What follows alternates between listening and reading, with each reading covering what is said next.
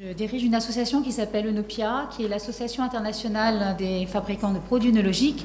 C'est une association qui a été créée assez récemment, en 2009, et qui regroupe des sociétés qui vous sont très familières. Beaucoup sont ici à Vinitec, dont je ne vais pas les citer, mais toutes. Mais il y a entre autres l'Allemand, Lafor, Esseco, Christian Hansen, donc toutes ces sociétés qui interviennent dans les procédés œnologiques.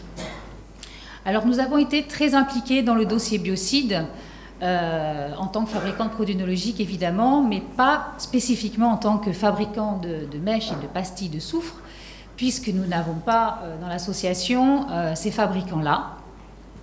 Mais nous sommes intervenus comme en tant que représentants d'industriels dans l'œnologie et d'experts en œnologie. Voilà. Mais aujourd'hui, Christophe, je parle surtout au nom effectivement du consortium biocide, et je vous avoue que je suis d'ailleurs très honorée de parler en son nom, puisque c'est vraisemblablement une coordination sans précédent dans notre filière vin européenne, puisque ça a été une convergence d'actions et de moyens coordonnés par le comité vin, le CEV, de façon très large, efficace et sur un temps assez long, sur ces 2 ans de travail de coordination. Et des acteurs aussi diversifiés ont travaillé ensemble, comme les industriels, les interprofessions, les institutions, les instituts de recherche, les organismes internationaux, la Commission européenne, l'OIV, etc. Donc on a été dans une dynamique collective internationale absolument inédite. Alors je suis également, donc une deuxième raison pour moi d'être très honorée d'être ici et de parler au nom du consortium, c'est que symboliquement, c'est un hasard total du calendrier, mais il se trouve que aujourd'hui, le 29 novembre, le dossier biocide est en train d'être remis aux autorités allemandes. Alors, je vais vous faire très rapidement, je ne sais pas combien de temps j'ai, mais en 10 minutes maximum, un rappel du contexte, des événements qui ont marqué cette historique, je dirais, cette histoire formidable de la mèche de soufre, des rappels des partenaires qui sont intervenus et qui interviennent dans ce consortium, et enfin les conséquences que cela peut avoir sur les utilisateurs du méchage des barriques, enfin des mèches de barriques. Alors, tout d'abord, un petit rappel pour bien remettre les idées en place par rapport à ce dossier, c'est qu'on ne parle pas du dioxyde de soufre en tant qu'additif, donc ça, ce n'est pas remis en question, mais du dioxyde de soufre en tant que biocide, c'est-à-dire en tant qu'agent désinfectant de matériaux en contact de denrées alimentaires. Et en fait, ce n'est pas tant le méchage des barriques qui était dans le collimateur de la Commission européenne, mais la molécule, la substance de dioxyde de soufre qui faisait partie d'un ensemble d'agents désinfectants biocides. Alors la directive biocide, c'est une directive qui ne date pas d'hier. Elle a été adoptée en 1998. Et cette directive a une finalité tout à fait bienfaisante pour l'avenir de notre environnement et de notre santé, puisqu'elle a pour objectif de lister et d'évaluer tous les produits chimiques mis sur le marché pour l'utilisation biocide, et cette évaluation devant prendre en compte l'efficacité et les risques représentés pour l'homme et l'environnement. Donc l'objectif est bien de peser la justification d'une substance chimique par rapport à son efficacité et les risques éventuels posés pour l'environnement et l'homme. Alors cette directive, instruite depuis 1998, prévoyait une dizaine d'années en fait pour faire tout ce travail de listage et d'évaluation des substances. Avec une procédure d'évaluation qui était que l'industriel doit être demandeur de l'évaluation de la substance qu'il désire mettre sur le marché. Alors, donc un dossier biocide, je vous l'ai dit rapidement, donc c'est effectivement l'évaluation des risques environnementaux et toxicologiques. Et parallèlement à ça, on évalue l'efficacité d'un produit par rapport à des micro-organismes visés. Alors, un dossier biocide est un dossier scientifique d'évaluation qui implique des études toxicologiques très lourdes et qui implique des coûts globaux d'études qui sont assez variables et qui s'échelonnent entre 500 000 euros jusqu'à 1 million d'euros, voire 2 millions d'euros. Je reviendrai sur le cas qui nous intéresse, mais là, en termes budgétaires, on s'est positionné sur un coût de constitution du dossier seulement, je dirais entre guillemets, de 500 000 euros, parce que les industriels avec qui nous étions en relation nous avons négocié une accessibilité aux données REACH qui ont permis d'apporter les études toxicologiques très lourdes. Alors, quel a été l'enchaînement des événements? Donc, je vous ai dit qu'il y avait 10 ans en fait, de période de moratoire qui était prévue dans la directive. Et le terme de ces 10 ans, en fait, c'est en 2009, et notamment pour la substance SO2. En l'absence de demande d'évaluation, eh bien, il était prévu la fin de la procédure, donc la décision des États membres d'interdire, en l'absence de toute donnée sur la substance, donc d'interdire la substance. Alors, cet état de fait réglementaire a été à l'époque, est passé assez inaperçu, il faut le dire. Les services internes de la Commission se sont mis en branle et l'information est arrivée au comité 20 en décembre 2010 avec en fait une information qui était définitive, enfin à l'époque définitive, qui était celle de l'interdiction très probable de la substance SO2 en tant que biocide. Donc là-dessus, le CEV qui est une plateforme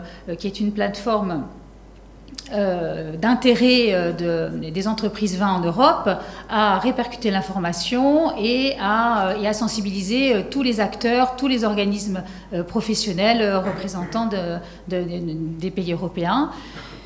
L'OIV, ayant aussi eu vent de cette information, a lancé un vaste questionnaire auprès de ses 44 pays membres pour récolter l'information scientifique sur la substance, puisque l'enjeu était bien, si tant est on pouvait obtenir un report de la décision des États membres, était bien de prouver l'efficacité et les risques attachés à la substance. Donc mai 2011, premier courrier de mobilisation sous la houlette du CEV de l'ensemble des organisations de la filière vin, pour en fait faire pression auprès de la Commission européenne pour leur expliquer, pour les sensibiliser aux enjeux à la fois économiques et techniques qui seraient impliqués dans l'interdiction de cette pratique traditionnelle. Juin 2011, premier appel de fonds du CEV, donc là il fallait effectivement convaincre la Commission européenne de reporter la décision, mais il fallait également parallèlement pouvoir mobiliser les fonds nécessaires à la constitution du dossier. Alors la Commission européenne a été finalement s'est laissée convaincre par les arguments que nous leur avons apportés sur l'importance de la pratique du méchage des barriques dans la qualité des vins européens. Donc nous avons obtenu un premier report jusqu'en février 2012 pour déposer un dossier, mais il était absolument hors de question pour la Commission européenne d'accepter un renoncement à la procédure d'évaluation de la substance. Entre-temps, les discussions entre les différents organismes européens battaient leur plein, c'est compliqué, il fallait effectivement mobiliser des fonds importants qui n'étaient pas prévus dans les organisations et dans les filières. Donc tout le monde a été pris à partie, également l'Union des œnologues, vous avez peut-être certainement vu passer un appel à collecte pour contribuer à la constitution de ces fonds. Et enfin, en avril 2012, on lance véritablement les travaux grâce à l'initiative du Comité interprofessionnel des vins français qui, même si le consortium n'était pas complètement bouclé, a pris le risque de lancer les travaux considérant les délais de constitution du dossier et les délais imposés par la Commission européenne ont été extrêmement courts en temps.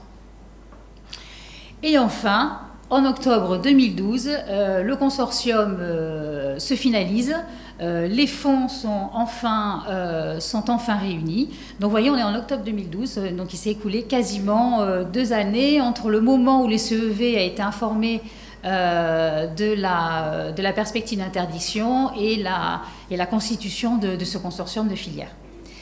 Et donc, aujourd'hui même, le dépôt du dossier biocide auprès des autorités allemandes. Donc, vous voyez que ça a été rythmé de façon très, très soutenue pendant 2 ans. Alors, quels sont les partenaires du consortium?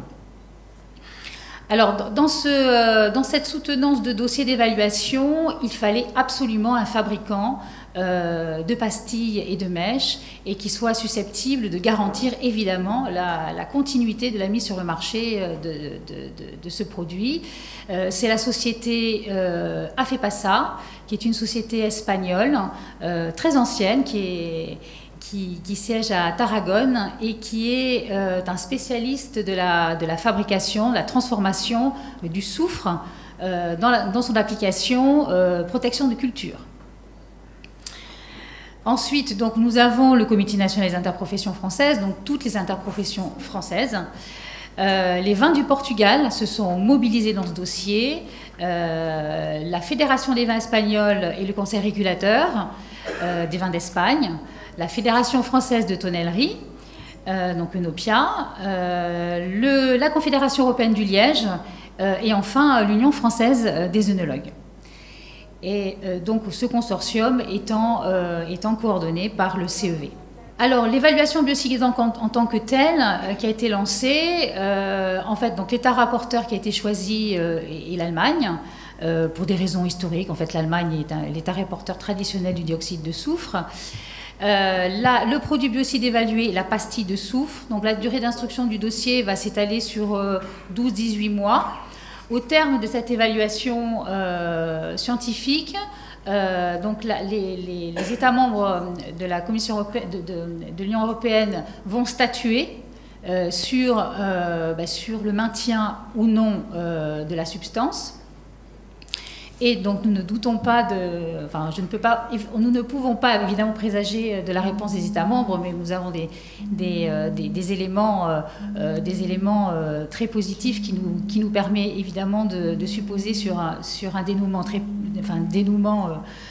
en notre faveur pour le maintien de la substance. Donc au terme de ce vote d'adoption et de maintien de la substance, Afepasa devra faire une procédure d'autorisation de mise en marché dans tous les pays européens.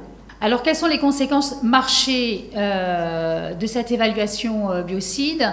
En fait, rien ne va changer, en tous les cas, pendant les 12-18 mois d'évaluation, le marché reste absolument identique à celui qu'il était jusqu'à maintenant.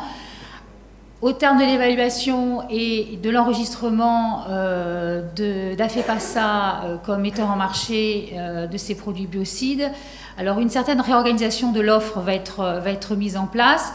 D'abord, sur les formes biocides liées à la désinfection des barriques, les pastilles et les mèches de soufre seront maintenues, donc les 2 formes de produits.